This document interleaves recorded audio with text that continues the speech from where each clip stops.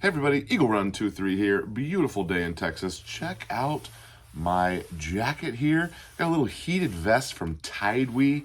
Really cool. I've been wearing it around. I haven't taken it out yet, but I'll tell you more about that later. Working on 8.6 Blackout today. My brother-in-law asked me to build him an upper receiver. I think I have most of the components here. Let me bring you down here and I'll show you what we're working with. All right, here we have the barrel from Aiken Arms. I have run this barrel. Everything's on par with the Faxon.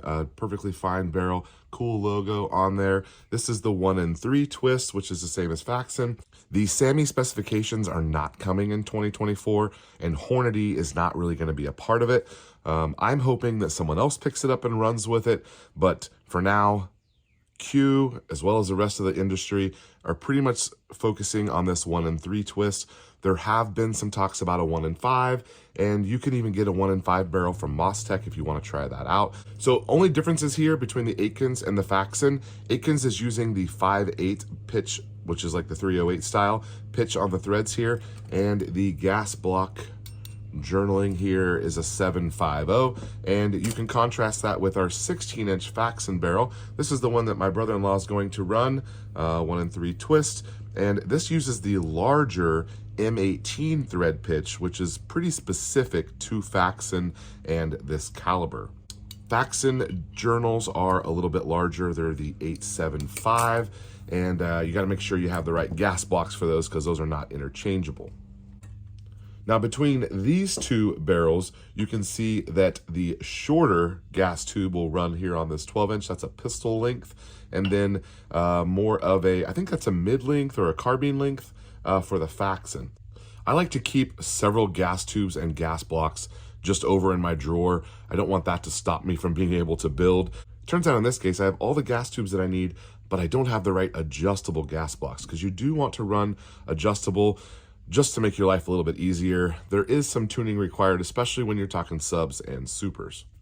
We have a upper receiver here from Anderson, and it does look like it has that SR25 angle there, but it's actually the regular DPMS rounded corner there. So kind of an interesting style there.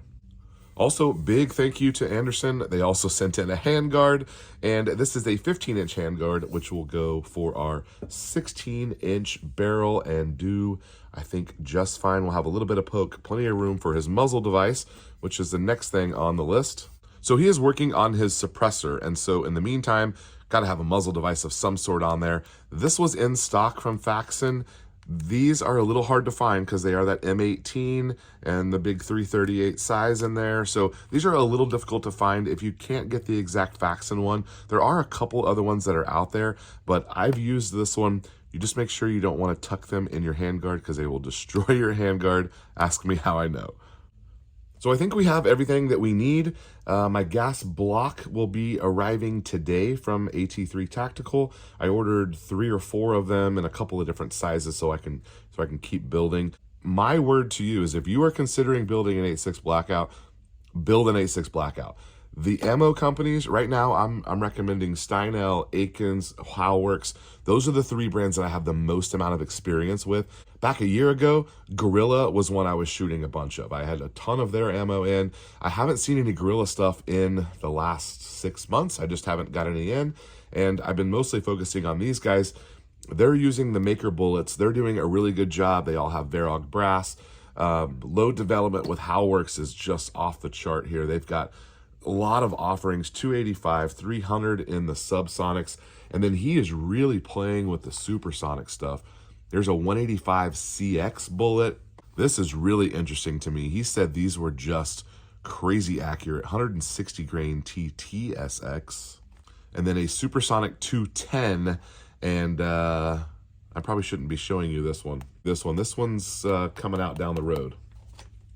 So don't be shy about this SAMI spec. That means nothing to us. We haven't had SAMI spec in 2 years. This is, yes, technically a Wildcat cartridge, but until there's a SAMI spec, you're not going to be able to go buy a Ruger American or any of that. So you're going to need to build your own. If you need any help with that, holler at me. I've got lots of videos on the topic. Okay, I got to get this upper together here. Thank you guys for watching. We'll see you next time. So today's video is sponsored by Tidewe, and this is a really nice jacket.